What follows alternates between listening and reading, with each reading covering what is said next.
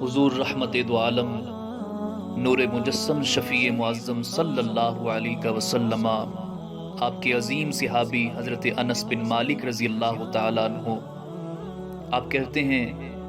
کہ ہم ایک انصاری نوجوان کی عیادت کے لیے گئے، بالکل نو عمر صحابی تھے اور شدید بیمار بھی تھے۔ ہم جس وقت ان کی عیادت کر کے اٹھے ہی تھے تو ان کی روح پرواز کر گئی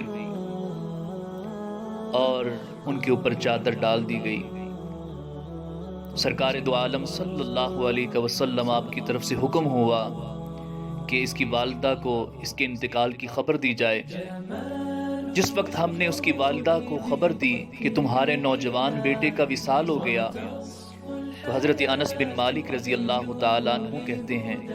کہ ان کی والدہ نے ہم سے سوالیہ انداز میں پوچھا، وقد ماتا،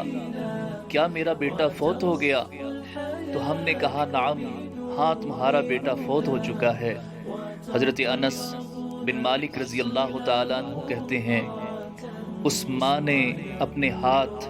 برجستہ آسمان کی طرف اٹھا لیے اور اپنے سادے سے انداز میں اللہ رب العزت کی بارگاہ کے اندر یہ دعا مانگی،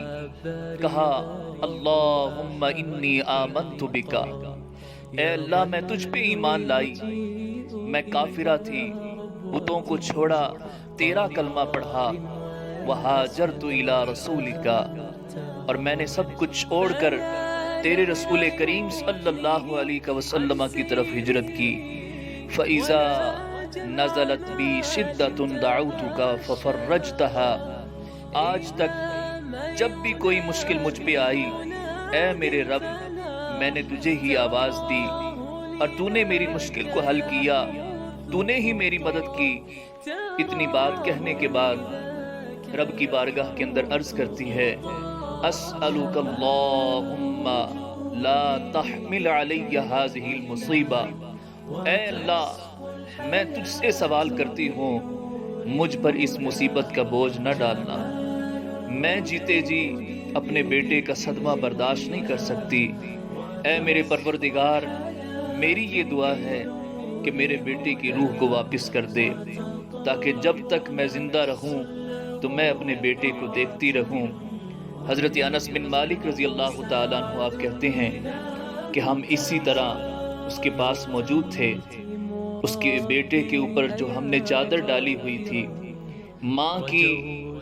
وہ دعائیں ختم ہوئیں، اللہ رب العزت کی بارگاہ کے اندر وہ التجائیں ختم ہوئیں، تو اندر سے اس کے ہاتھوں نے حرکت کی، فَكَشَفَ الثَّوْبَ عَنْ وَجْهِهِ، اس نے خود اپنے چہرے سے کپڑا ہٹایا اور اللہ کے اذن سے وہ باتیں کرنے لگا۔ حضرت انس رضی اللہ تعالیٰ عنہ کہتے ہیں حَتَّى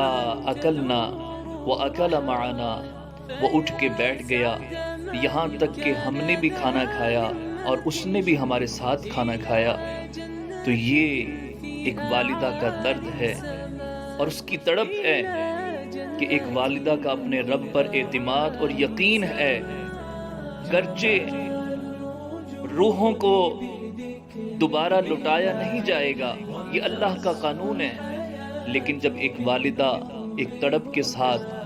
اپنے بیٹے کے حق کے اندر اپنے رب کے سامنے گڑ گڑاتی ہے تو اللہ رب العزت اس کی دعاؤں کا پاس رکھتا ہے۔